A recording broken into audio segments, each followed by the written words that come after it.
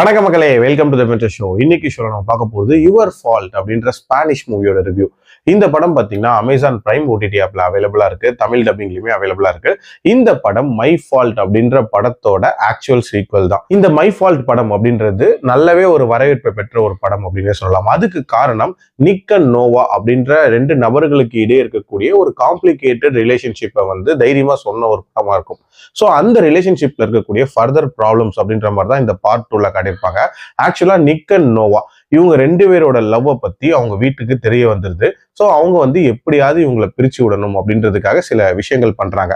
அதாவது சோஃபி அப்படின்ற ஒரு பொண்ணோட நிக்க ஆஃபீஸ் ஷேர் பண்ண விடுறாங்க.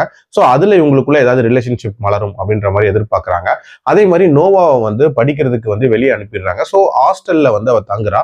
அங்க அவளோட ஹாஸ்டல் மெட்னால சில பிரச்சனைகள், அதே மாதிரி அவளோட நெய்பரா ஒரு பையன் இருக்கான். ஸோ அவன் என்ன பண்ண போறான் அப்படின்ற மாதிரி நிறைய டிஸ்ட்ராக்ஷன்ஸை கிரியேட் பண்றாங்க. ஸோ இதெல்லாம் தாண்டி இவங்களோட லவ் அப்படின்றது எப்படி போக போகுது, டுவர்ட்ஸ் தி எண்ட் சேர்ந்தாங்களா இல்லையா அப்படின்ற மாதிரி நிறைய விஷயங்களை சொல்லக்கூடிய ஒரு படம் தான் இந்த படம். எனக்கு இந்த படத்துல பிடிச்ச விஷயம் அப்படின்றது, இந்த படத்துக்கு என்ன மாதிரியான டார்கெட் ஆடியன்ஸ் இருக்காங்க அப்படின்றத கிளீனா புரிஞ்சுட்டு அவங்களுக்கு ஏற்ற மாதிரியான காட்சிகள் இந்த படத்துல ரொம்பவே அளவுக்கு அதிகமா கொடுத்துருக்காங்க அப்படின்னே சொல்லலாம்.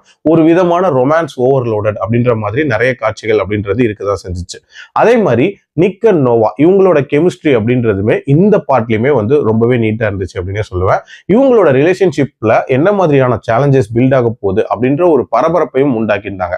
உதாரணத்துக்கு அந்த சோஃபி கேரக்டரோட இன்ட்ரடக்ஷனா இருக்கட்டும், அதே மாதிரி நோவாவோட அந்த நெய்பர் பையன் அவனோட இன்ட்ரடக்ஷனா இருக்கட்டும், நோவாவோட ரூம்மேட்டோட இன்ட்ரடக்ஷனா இருக்கட்டும், இவங்க எல்லாம் என்ன பண்ண போறாங்க அப்படின்ற மாதிரியான ஒரு சின்ன டென்ஷன் இருக்குதான் செஞ்சுச்சு. அதே மாதிரி இந்த படத்தோட கிளைமேக்ஸ் அப்படின்றது ஒரு மாதிரி டிஃப்ரெண்டா டச்சிங்கான கிளைமேக்ஸா இருந்துச்சு அப்படின்னே சொல்லலாம். அதே மாதிரி டியூரேஷன் வைஸ்மே பாத்தீங்கன்னா 2 மணி நேரத்துக்குள்ள முடியக்கூடிய ஒரு படம் தான்.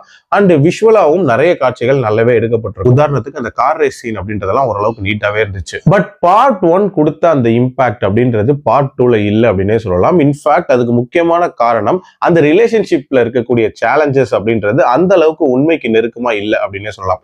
அதாவது இவங்க ரெண்டு பேருக்கு ஏற்படக்கூடிய டிஸ்ட்ராக்ஷன்ஸ், அதனால என்ன மாதிரியான பிரச்சனைகள் வருது அப்படின்ற மாதிரி காட்டுவாங்க நம்ம எதிர்பார்த்துட்டு இருப்போம். பட் என்னன்னா இவங்க குடும்ப பிரச்சனை, அந்த மாதிரியான எக்ஸ்டர்னல் இஷ்யூஸை இதுல பேசியிருப்பாங்க ஃபோக்கஸ் பண்ணி. ஸோ அது கொஞ்சம் ஒட்டாத மாதிரியான ஒரு ஃபீல் தான் இருந்துச்சு.